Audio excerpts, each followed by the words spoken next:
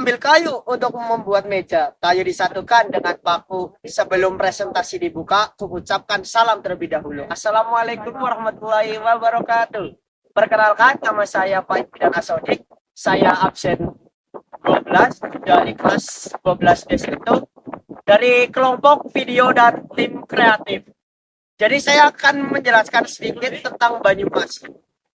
Banyumas adalah sebuah kota yang kaya akan sejarah dan budaya, menyimpan banyak cerita yang belum terungkap di tengah hiruk pikuk kehidupan modern.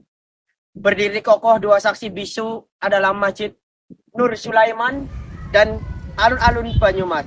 Dalam dokumenter ini kita akan mengungkap kisah dan makna yang tersimpan di dalamnya, menyelami warisan yang tak ternilai dari generasi ke generasi.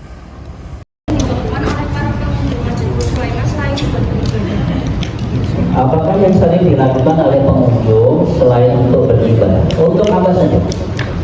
Masjid ini didirikan oleh pemerintah dari oleh Bupati yang ke-9 kira-kira ya. Maka ini adalah masjid pemerintah. Maka segala sesuatu kita ikut pemerintah. Awal Ramadan, Idul Fitri, Idul Adha ikut pemerintah. Dan masjid kita ini juga bukan masjidnya milik kelompok. Muhammadiyah ada, NU ada, Salafi ada, umum ada, semuanya bersama-sama di sini. Maka kegiatannya di samping ibadah dan kegiatan-kegiatan yang lain. Apalagi hari ini Pak, masjid kita ini sudah buka 24 jam. Siapapun boleh datang ke sini setiap saat. Mau sholat, boleh. Mau foto, boleh. Mau istirahat, boleh. Mau tidur-tiduran, boleh. Tidur beneran juga kita boleh.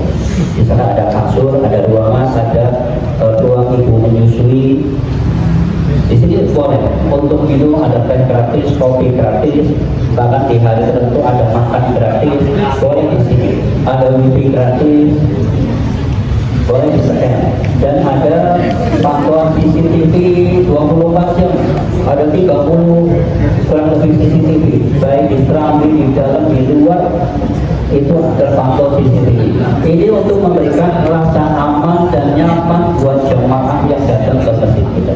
Kira-kira begitu. Jadi untuk kegiatan ibadah dan non ibadah, untuk pengajian, untuk belajar, untuk diskusi, untuk istirahat, untuk ngopi bareng, untuk apa saja di sini boleh. Yang penting bukan maksiat boleh.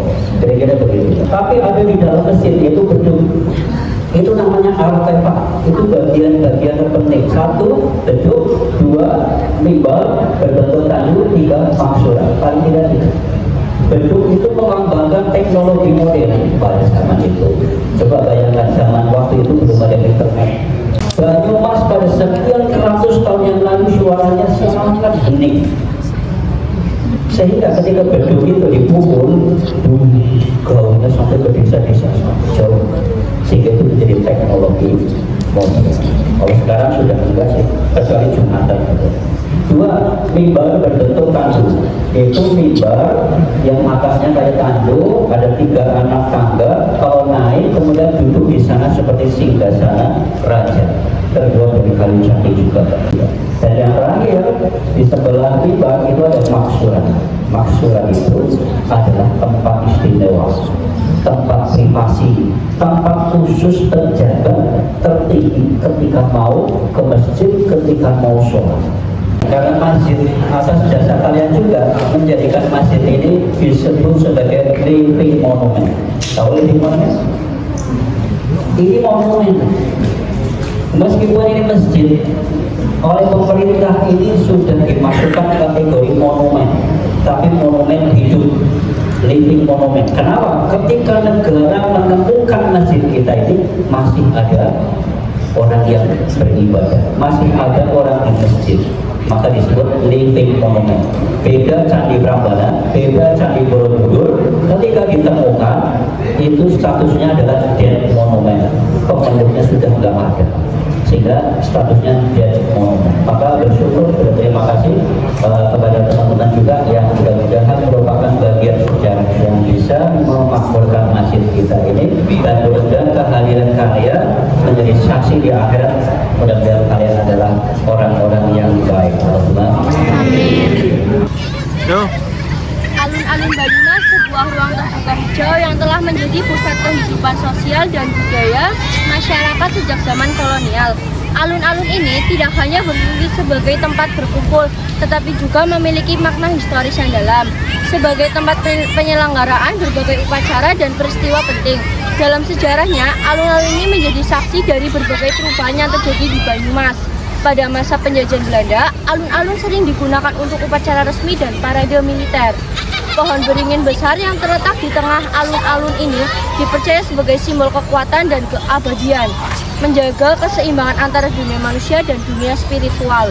Alun-alun ini juga menjadi tempat berkumpul yang masyarakat untuk berdiskusi merayakan hari-hari besar dan menikmati hiburan tradisional. Saya ingin bertanya, Pak, kapan alun-alun diresmikan? Oh, kalau alun diresmikan dokumennya samar ya, dokumen yang pasti tidak ada. Tapi kalau gambar-gambar alun-alun Banyumas tempo dulu ada. Nah, kalau kita melihat dari sejarah, perkiraan saja ya, perkiraan saja. Ini kan alun-alun kan gaya Belanda.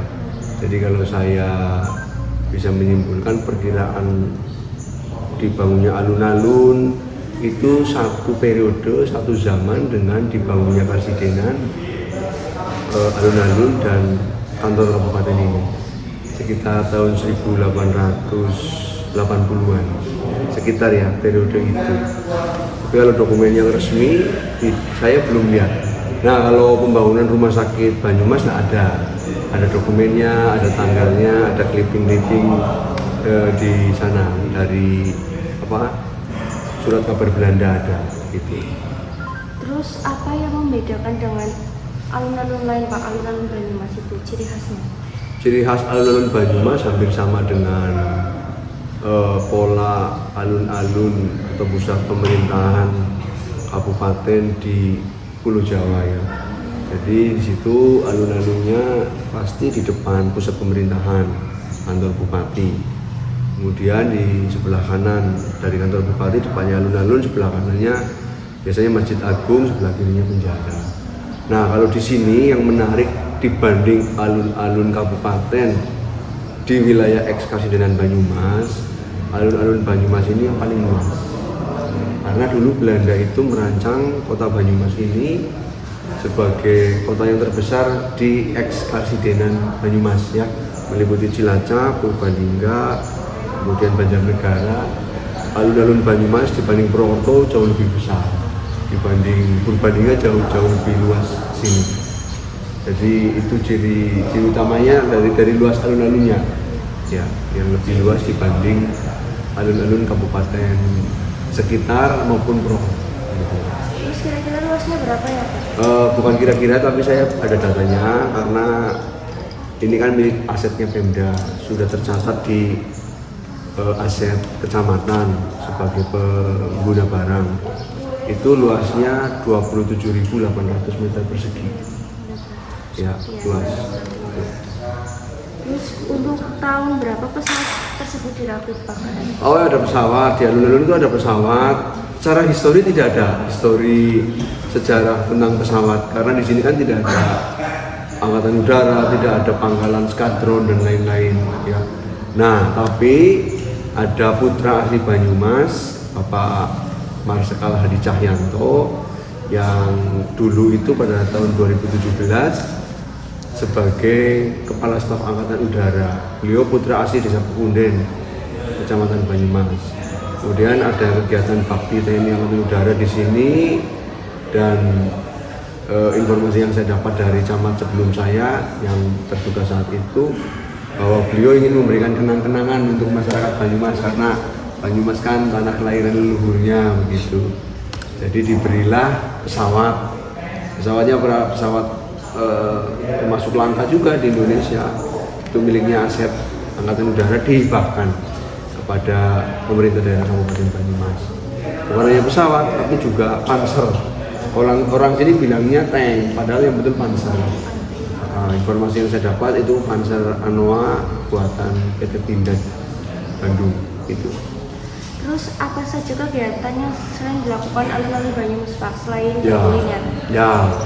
Jadi alun-alun itu berasal dari bahasa Belanda yang nama aslinya itu alun-alun, pakai o double, alon-alon, yang artinya adalah lapangan terbuka. Dulu itu untuk kegiatan masyarakat sama dengan sekarang. Cuma sekarang lebih fungsi alun-alun lebih luas lagi ya. Kalau dulu mungkin karena orangnya belum banyak, lebih kepada hal-hal yang sentralistik dari pemerintahan zaman Hindia Belanda. Misalnya ada tontonan, ada pertunjukan, bahkan bisa dilihat di referensi di Google itu kadang-kadang ada pertunjukan yang membahayakan tapi berupa hiburan masyarakat. Contohnya saya pernah melihat di Google itu ada tarung atau harimau ditaruh di situ kemudian ditombakin. Zaman dulu ya, coba bisa dilihat. Kemudian juga sebagai tempat memberikan hukuman ya dulu. Tapi kalau di sini saya sejarahnya tentang hukuman saya kurang tidak kuat referensi sejarah yang saya baca. Tapi di alun-alun di tempat lain kan ada untuk menggantung, untuk mengeksekusi orang-orang yang dianggap berkhianat kepada pemerintah Belanda atau para kriminal. Nah, bisa jadi dulu di sini para kriminal juga dihukum di alun-alun, gitu ya. Nah, sekarang bergeser fungsi alun-alun itu adalah untuk wisata, untuk hiburan masyarakat, bahkan sebagai tempat tulang punggungnya para PKL untuk berjualan. UMKM, hiburan, kadang ada acara musik, acara seni, kemudian acara hiburan, ada pengajian gitu. Dan untuk acara bersantai masyarakat. Dan di sini alun-alunnya boleh diinjak. Boleh, kalau Broto nggak boleh. Di pinggiran saja. Ya, karena pertimbangannya katanya di sana rumputnya nanti cepat rusak. Terus kenapa ada 2 pohon beringin di alun-alun? Apakah ada artinya Pak? Itu Pak, ada sejarahnya?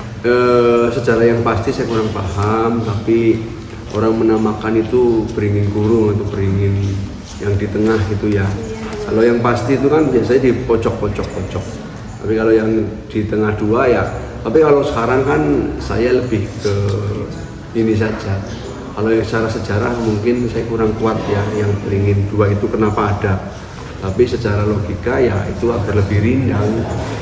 Jadi orang kalau mau main ke alun-alun ke tengah bisa untuk berteduh sama estetika ya, estetika. Secara kesehatan kan bagus juga, dia mengeluarkan oksigen yang baik untuk kesehatan, udaranya bagus gitu. Terus fasilitas apa saja yang tersedia di alun-alun Banyumas? Fasilitas yang tersedia di alun-alun Banyumas, kalau fasilitas umumnya ya tempat parkir, tempat sampah, pedestrian, tempat jalan kaki orang, kemudian ada kursi dari besi untuk bersantai. Ya memang masih ada kendala, banyak sekali yang ingin bahwa di alun-alun Banyumas ada MCK umum, ya. Cuma ini juga pro dan kontra karena kalau desainnya kurang pas nanti akan merusak estetika ya. Kemudian kalau pengelolanya tidak baik juga masyarakat sini khawatir nanti untuk tempat mesum atau menjadi tempat yang kumuh begitu ya. Tapi kita fasilitasi pengunjung yang misalnya mau ke kamar mandi dan lain-lain kan ada Masjid Agung Nur Sulaiman. Ya, yang di sana kamar mandi, WC itu tersedia banyak. Gitu. Terus mengapa terdapat tank di alun-alun Banyumas itu Pak? Sama, jawabannya sama dengan yang pesawat karena 2017 mantan Kepala Staf Angkatan Udara Pak Hadi Cahyanto itu ada kegiatan di sini, beliau putra sini ingin memberikan bareng, iya. Dan setelah itu beliau menjadi Panglima TNI, kemudian Urian hibah dari Angkatan Udara ke Pemkab, kemudian beliau menjadi Menteri ATR BPN, sekarang menjadi Menko Polhukam. Itu. Sudah Cukup? Cukup Pak. Ya. Cukup jelas. Mudah-mudahan informasinya bisa diterima dan bisa bermanfaat untuk adik. Sukses selalu. Terima kasih Pak. Ya, sama-sama. 12-1